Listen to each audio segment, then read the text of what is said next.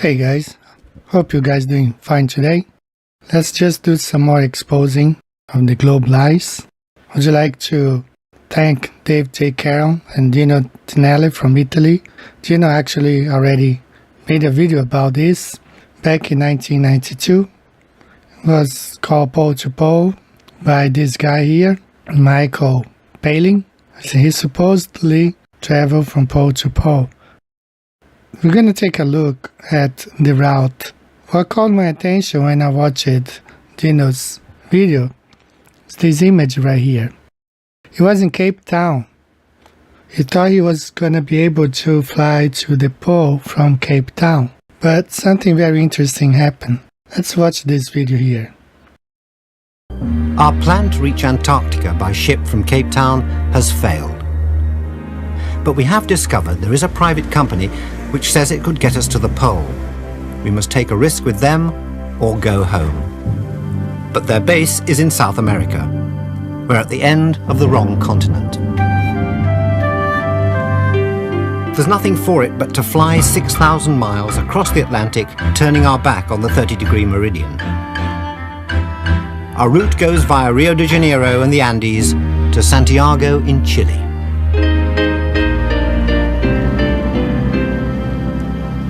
But there is a problem there. There are no flight routes from Cape Town to São Paulo, Rio. It takes at least 22 hours flying from South Africa to Brazil. And a quick search, you have Cape Town to Rio, takes about 30 hours with one stop in Londres. Yes, London. So they had to go all the way up and then back down to Rio on the globe model.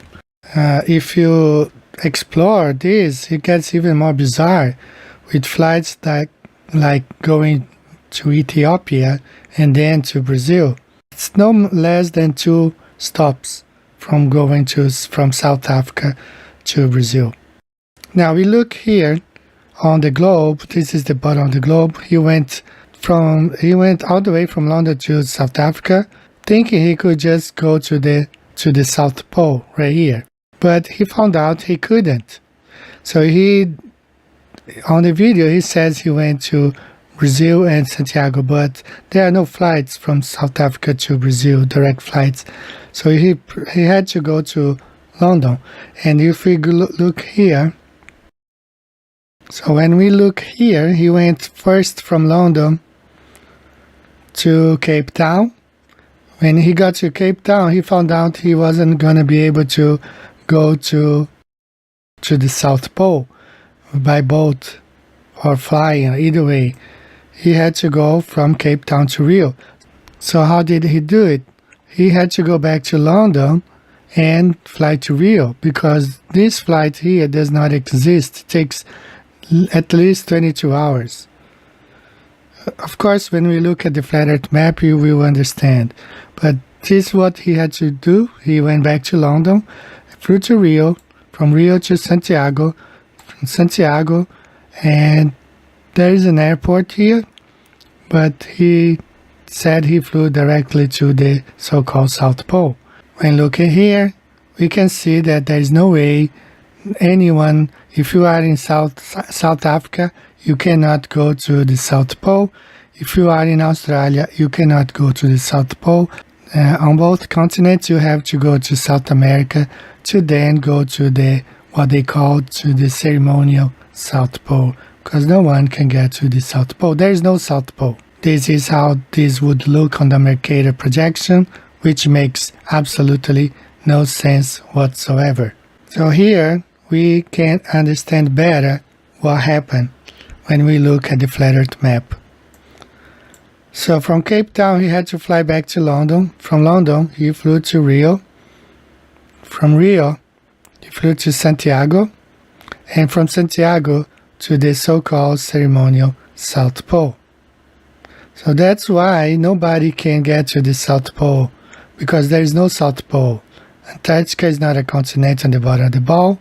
It's the circle. That's why they call the Antarctic Circle, because it's this container here.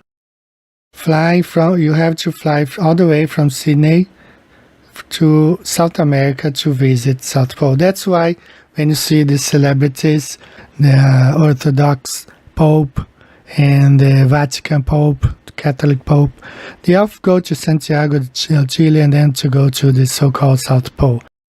These black arrows here means the wind currents and the ocean currents. So one reason he couldn't actually even sail from South Africa to so-called South Pole, he would be going against the flow of the ocean here. So let's listen to this part where he talks about the arriving at the South Pole. This summer there's a record number of 120 scientists working here. One of them must know where the pole is.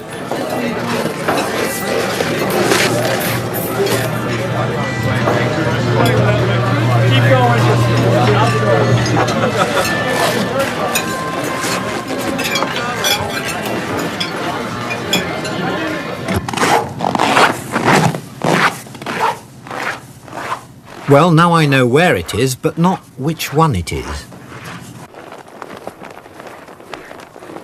Surely this can't be it, all gaudy like a fairground attraction.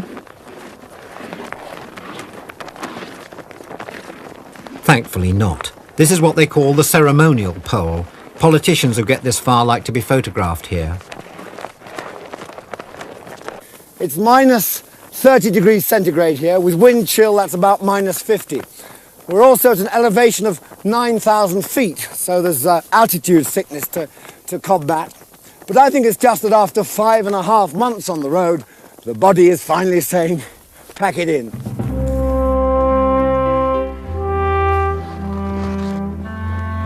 When I was a boy in Sheffield, I dreamed of coming here, like my heroes Scott and Amundsen. Now I am here, I want to celebrate. But it's not that easy. The US government doesn't encourage hospitality. While the scientists snuggle under warm blankets, we spend a bitter night, 4 to a tent.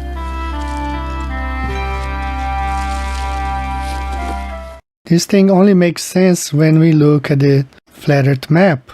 That's why they get to South America and they have to go to Australia.